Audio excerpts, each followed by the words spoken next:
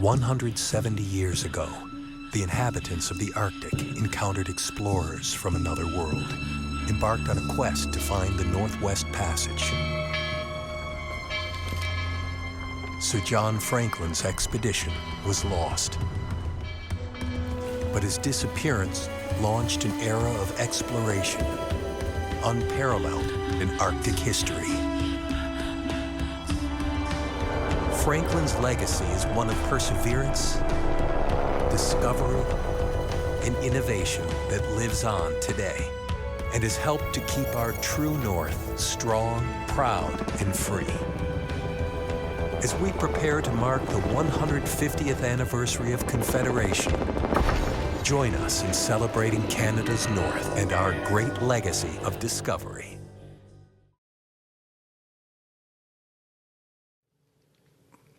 Bonjour, mesdames et messieurs, organisateurs de la conférence, collègues nationaux et internationaux, de gouvernement, de l'industrie et du secteur académique. Good day, ladies and gentlemen, conference organizers, national and international government colleagues, industry and academia. I am very pleased to be here and very happy to see this conference focus on the grand challenge of mapping our oceans. I must also say that I'm thrilled that this conference is being hosted in the welcoming city of St. John's, Newfoundland and Labrador, a place that beats the heart of the ocean, a place that is Canada's gateway to the Atlantic. It is great to be amongst such a crowd of passionate practitioners in the ocean community. This conference mapping theme is poignant and timely. Poignant because there is a sense of urgency about the changing world we are facing today and the role of ocean understanding can play in predicting and adapting to this change. It is timely because our technologies, our standards for operation, our need for shared data are converging to create opportunity. We are reaching a point where there is a national, international recognition of the ocean's potential. There is a social and political recognition that without better science, better knowledge, and better governance, our ocean may evolve in directions that are unpredictable and potentially undesirable. The potential benefit in living and non-living resources in and under our oceans is estimated to be significant. This makes a compelling argument for new discovery, new knowledge, and new ocean governance if we want this economic potential to be realized in a responsible and sustainable manner. The oceans are a planetary fabric that knits the continent together.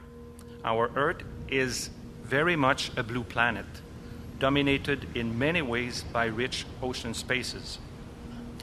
These oceans are the world's shared heritage and therefore our shared responsibility.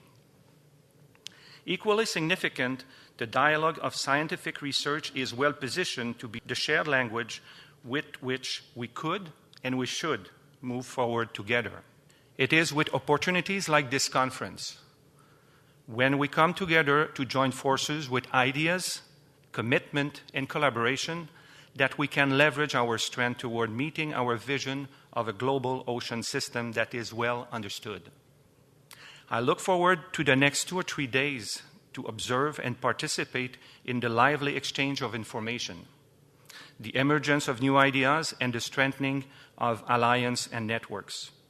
We are a dedicated ocean community. We advocate the vision for better understanding of our ocean space through the integration of the full range of marine sciences, hydrography, oceanography, marine biology, technology development, and academic research. In short, we must strive to create a better ocean understanding from the bottom up. We must work to build interoperable layers of data. We must seek out synergies in our collective objectives. Layers of various data can be interconnected and cross-analyzed through their common elements of space and time. This is the essence and power of mapping and managing geospatial information through tools such as geographic information systems. It is through accessible and interconnected data that marine science information can contribute to sustainable ocean governance. First, still her hand fisted, man. Just wrench on me, bring it up, blow it up. Give me a wrench. Yeah. Explosive.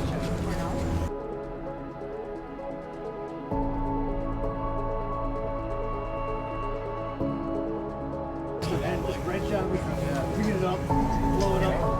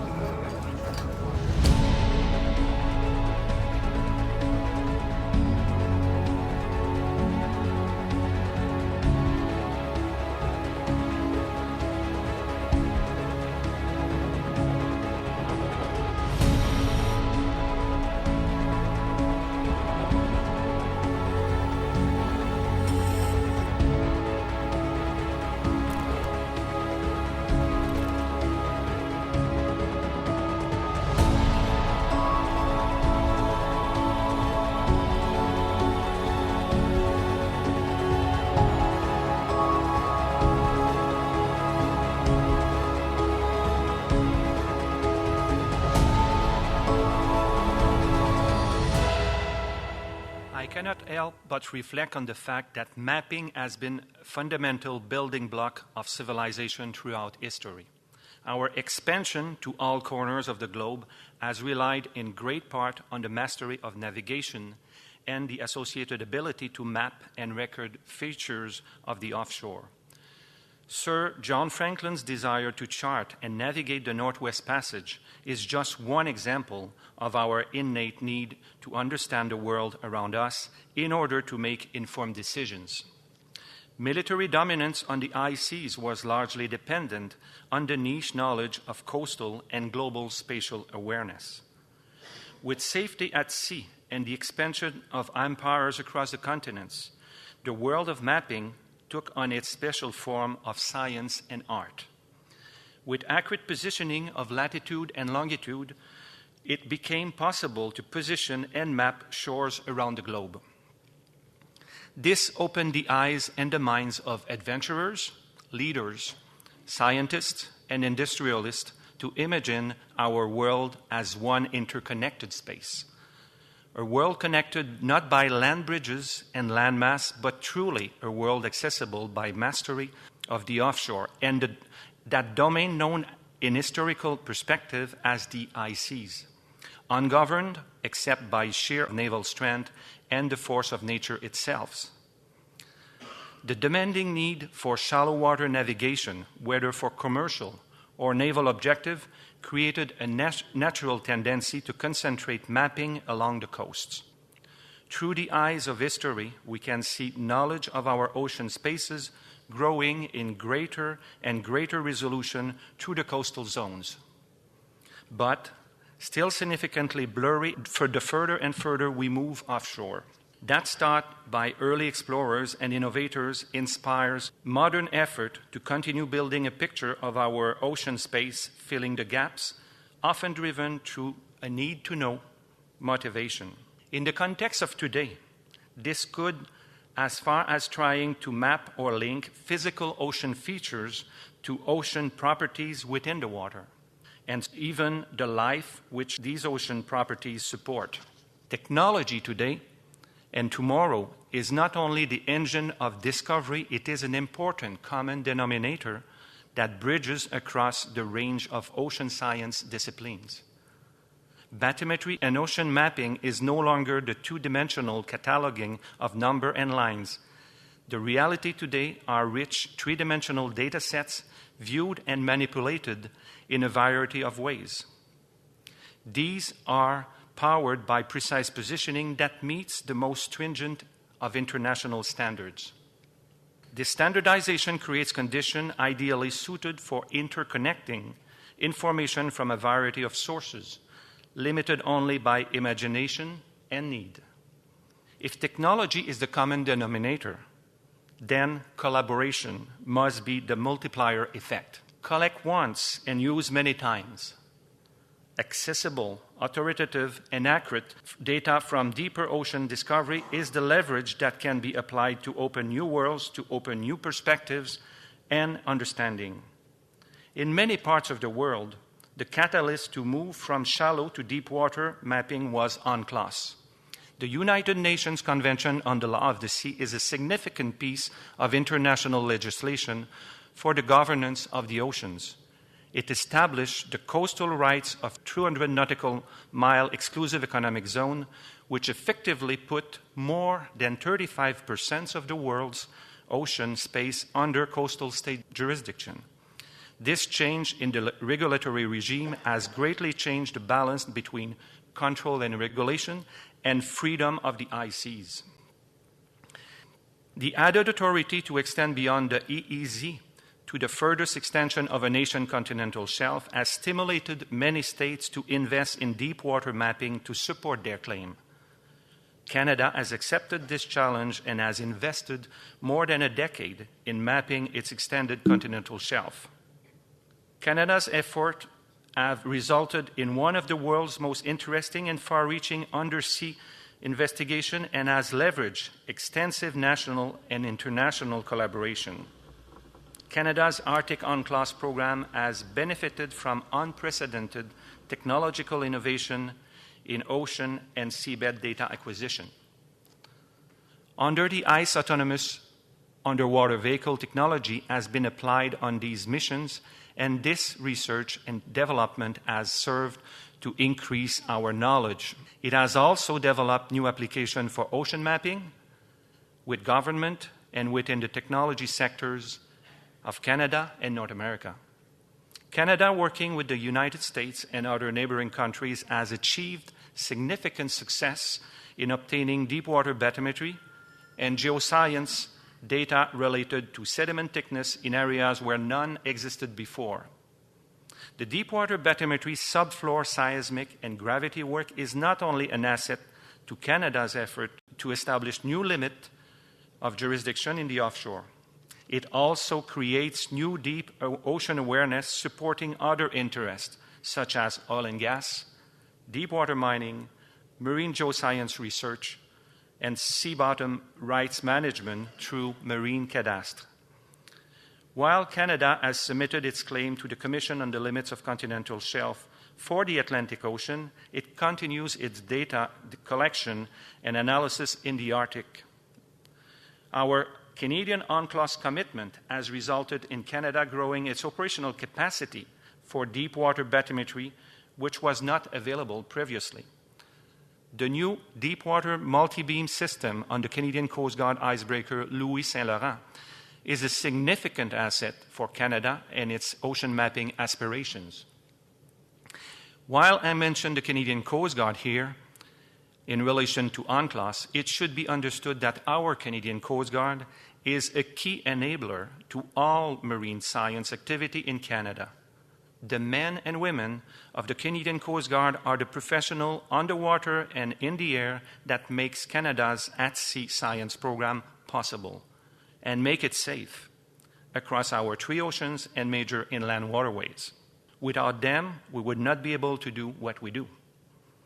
Some states, such as Ireland, have used UNCLOS to motivate even more their ocean mapping to close the gap between traditional mapped coastal zone and mapping on the edges of the continental shelf. The success of Ireland's ocean mapping program is a world-class demonstration of stewardship over sovereign offshore spaces. Whether United Nations intended it or not, there is a legacy building around UNCLOS as a significant catalyst and invigorated ocean mapping effort worldwide. Canada and Ireland have long history of collaboration involving ocean governance and ocean mapping. This well-established collaboration has been further advanced by the Galway Statement on the Atlantic Ocean Cooperation signed in 2013 between the European Union, Canada, and United States. The essence of the Galway Statement is an endeavor by European Commission and North American governments to join forces to better understand the North Atlantic and Eastern Arctic Ocean for the purpose of fostering and promoting its sustainable management. Canada's approach to this significant challenge and opportunity is one of inclusion, demonstrated by the involvement of multi-levels government academia, and industry. Canada's Fisheries Marine Institute of Memorial University is playing a big part in the ocean mapping research that has stimulated by this Atlantic Ocean Research Alliance. We're here in the harbour of St. John's, Newfoundland, and we'll be departing later this afternoon for transit from St. John's back to Galway. And during that transit, we'll be doing a trilateral seabed mapping initiative. It's an exciting initiative that's grown out of an agreement called the Galway Declaration that was signed between the three jurisdictions, the European Union, the United States and Canada, to look for opportunities to collaborate on research initiatives that focus on a better understanding of the North Atlantic Ocean.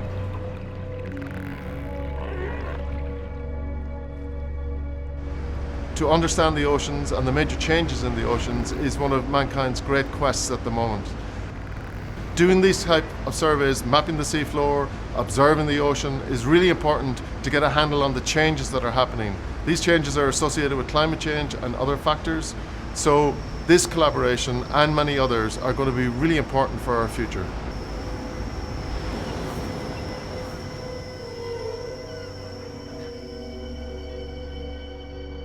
We really have no idea what's down there in any great detail. We have a better understanding of what's on Mars and Saturn, and yet we have no real image of what's on our own seafloor. We have largely relied on satellite altimetry data, which gives us an indication of what's there.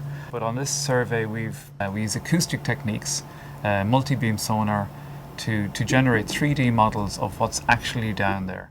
And when you look at the comparison between the older data and the new data, there's quite a significant difference, 500 meters plus or minus depending on where you are. And that has huge implications in terms of our ability to model oceanographic currents, ecosystems, and what's actually happening in the marine domain. This was an inaugural event for deepwater multi-beam data collection along the North Atlantic floor. A second hydrographic cruise was conducted aboard the Louis Saint Laurent to complement the work of the Irish MV Celtic Explorer. Launched in July of this year, the Louis mapped a deepwater corridor across the North Atlantic from Halifax, Nova Scotia to Tromsø, Norway. This science team was led by the Fisheries and Ocean Canada Canadian Hydrographic Service and included members from the United States National Oceanic and Atmospheric Administration, the Marine Institute of Ireland, and the Fisheries and Marine Institute of Memorial University. This unprecedented exploratory cruise by Canada was a 12-day voyage of discovery, cutting across area of Canada's EEZ, not mapped before, and into deep-water Atlantic Ocean.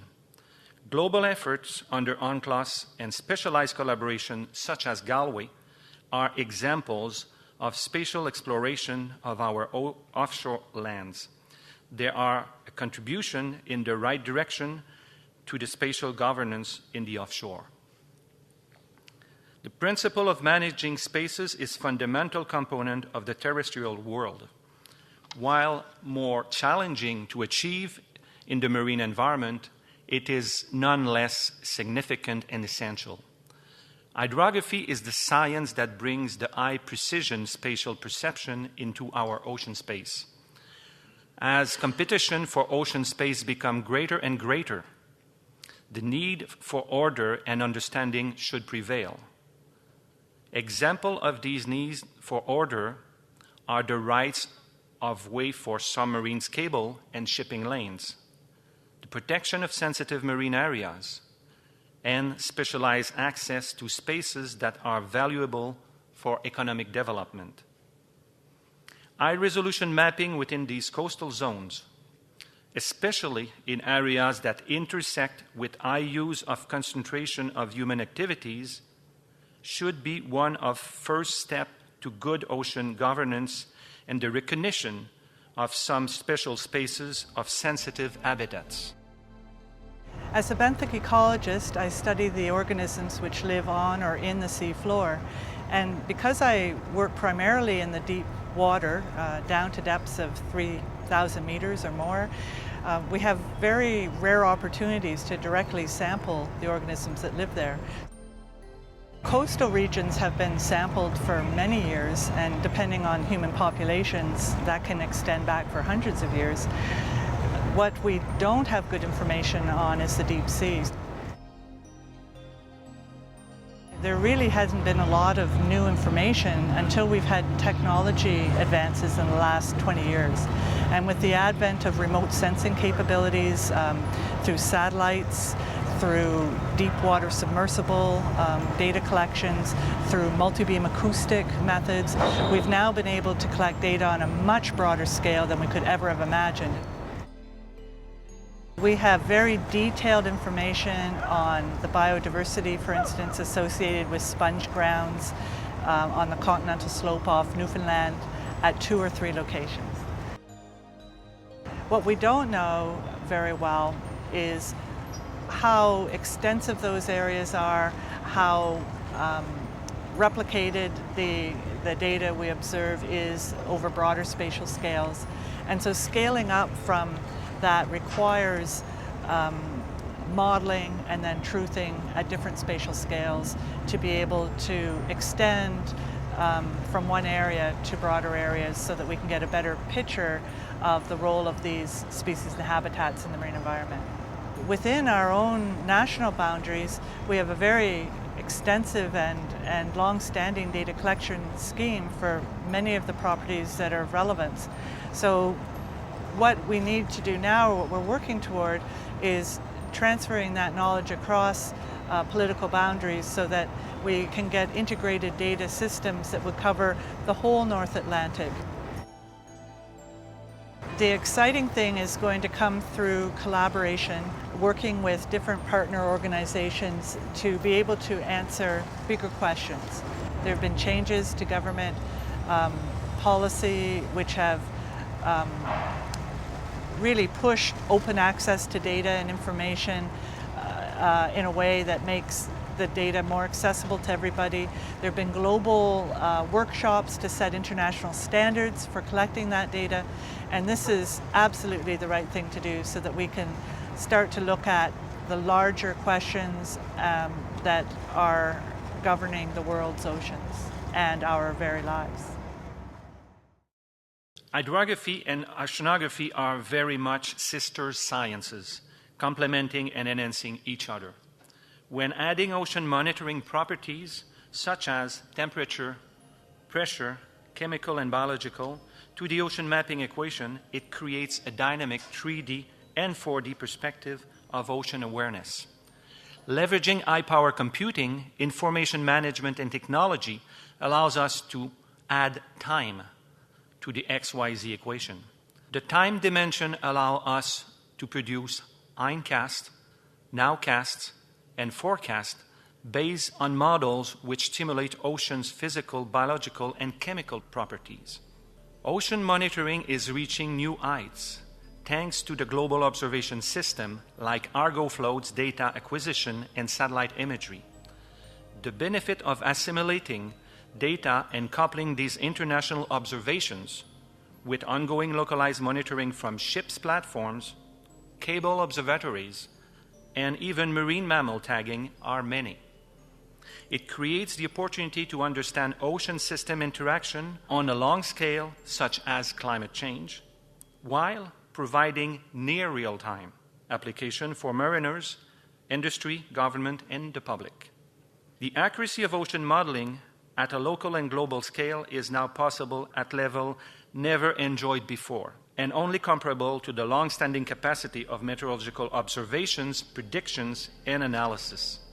The value of ocean information will be expressed in the future not by regulated products such as nautical charts, but in the access and the use of data to enable a variety of applications from supercomputer analysis to receiving information on your handheld device.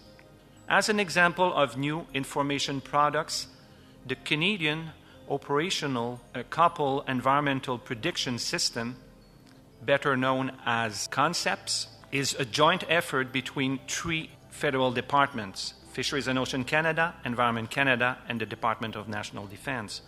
While CONCEPT program is in relative infancy, its immediate and future application for improved ocean understanding are impressive.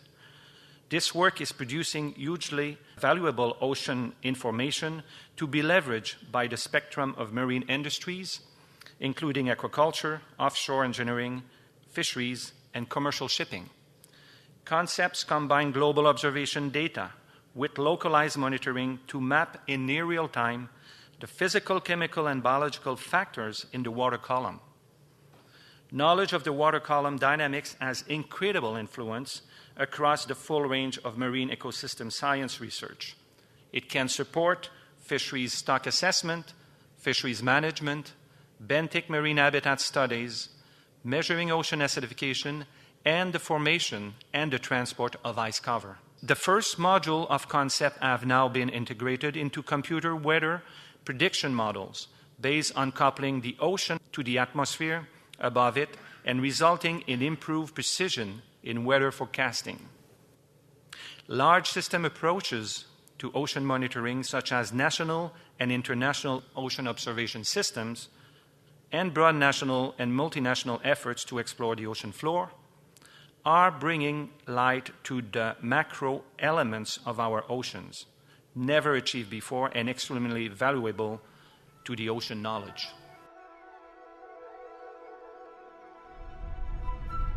When we deal with the issues facing the modern ocean and our relationship with the ocean, then you very rapidly realize that the challenges we're facing in terms of gaining information, gaining knowledge, developing an informed relationship with the ocean are enormous. The pressure on the ocean is growing enormously. It's true along Canada's coast, including, of course, we see that most dramatically in the Arctic, but it's also international. I think the Galway Agreement is a major step forward. That recognition at the highest levels of government creates an environment within which we can organize ourselves more effectively. Canada, for example, has fantastic centers of excellence across the country with different expertise in ocean science, in understanding risks to the marine environment. So what our network allows us to do is bring the best minds together to tackle issues of common interest and exchange technologies or approaches or new ideas. And I think this is a fantastically good opportunity, but we have to go further. We have to both connect the scientific vision of the future, where we want to be, with the practical details of actually being able to do something in the ocean. The oceans are very largely, and they have been often, out of sight, therefore out of mind. Our real task is to bring the ocean environment and the resources, but also the risks, into sight so that we can deal with them in a rational and scientific manner. Our premise, our mantra, if you like, is that we believe that our future, that of Canadians, but also actually of the entire world, depends on an informed relationship with the ocean. We should not, however, forget the work of those scientists, researchers, and engineers whose passionate and dedicated efforts on focused areas of our ocean continue to add depth to our understanding of specific areas. It is these random, deep micro views in critical ocean environments that offer valuable insights which contribute to the collective body of ocean knowledge. These locations are rightfully the highly sensitive zones of interest or areas that offer high return on investment from accessing the ocean's resources. One Canadian example of these focused ocean research and mapping exercise is work currently underway on the Pacific coast in support of the world-class tanker safety systems. Canada's northwest Pacific coast is an area of majestic beauty with a culture and tradition of living in a close association with the coastal and island environment. Areas of our west coast, such as Vancouver, are already some of the busiest traffic lanes in Canada. But this particular area of Eckert Strait and Douglas Channel is just emerging as a zone of high potential for increased ship traffic. In response, Canada is investing in high-definition mapping of the seafloor, the marine habitat, and the ocean water column characteristics. This will create the modern ocean information products that will inform mariners, decision makers, and industry to better manage economic development interests while maintaining protection of the essential marine environment.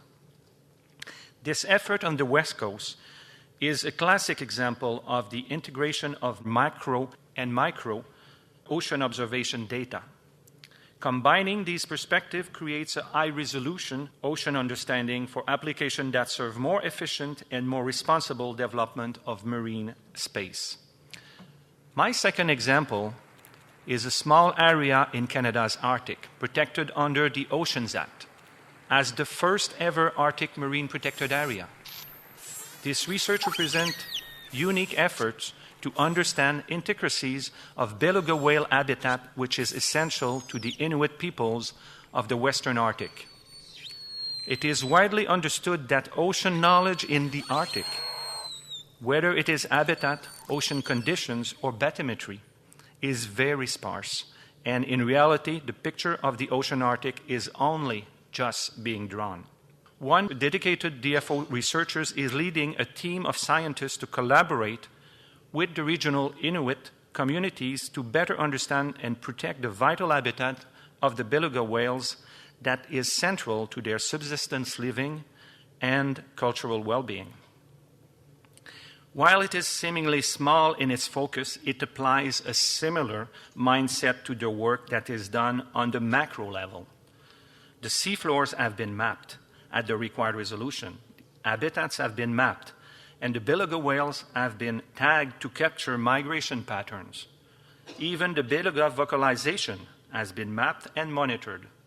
A unique but important ingredient in this research is the involvement and the use of traditional knowledge, which is increasingly finding its place and deserves respect in the search and discovery of ocean spaces. Moving on, this great story of our macro and micro contribution towards understanding our ocean space, I want to turn to another important and essential ingredient, and that is leadership. Decision on the application of ecosystem management and ocean governance may be the domain of legislator and decision maker, but it is our collective role to inform the canvas on which those decisions are made. Our role is to provide the science, the technology, and the innovation that is to come together to properly detail that canvas. It is our responsibility to paint that picture of our ocean space and the interdependencies which exist within the marine ecosystem. It's amazing to me, really, that marine science doesn't have more profile, because if you think about what's happening in agriculture and the mining industry, for instance, it's a given that you couldn't do farming in the way that it's conducted today, or you couldn't do resource exploration without very sophisticated information. Yet we aren't 5% of the way towards that level of sophistication in terms of marine science. The industry needs to understand the pure commercial benefit of investing in this space and committing to do so. We need to show the consumer in meaningful ways what it is we're doing to ensure sustainability of the resource. And these just aren't words. They're really true commitments that are based on science. One of the things that we've tried to do is share science. We've tried to say, look, to our industry partners, yes, we've sponsored this and we funded this, but you can benefit from it.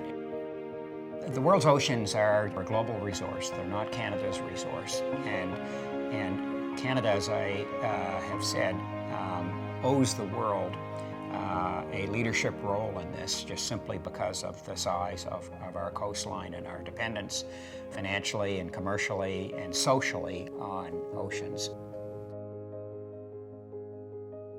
On the one hand, I despair at the inattention that ocean science gets. On the other hand, I'm excited by the opportunity simply because it is at such a naive level that we've almost got nowhere to go but up, and I think there will be enormous payback. Hopefully those early investments and those paybacks will be illustrations, if you like, of the value of ocean science, and will get much more attention globally by governments, by society as a whole, for the importance of much more commitment in this area. The leadership that our ocean community must exhibit is in science excellence. Leadership in building partnerships and networks. Leadership in technological innovation. Leadership in sharing your knowledge, especially to inspire a future generation of young, aspiring scientists, engineers, and ocean leaders with your passion. This leadership includes the critical role and responsibility of academia to develop and produce highly skilled personnel and leaders for tomorrow who can master the knowledge, ideas, and principles associated with ocean understanding bottom-up. On the occasion of this conference, I ask you to reach down and reach out. Demonstrate your collective dedication. Reach down to believe in your specific science and recognize that the fingerprint you put on the picture of the ocean knowledge may last for generations, like the work of our very forefathers. Reach out to seek synergies and collaborators, recognizing that our collective knowledge is what will create the foundation, the picture, the most clear scientific arguments to influence private and public understanding of the importance, value, and fragility of our ocean space. Reach out also to cultivate the educational experience, whether it is the next generation of active in our workplace or those in studies in our academic institutions.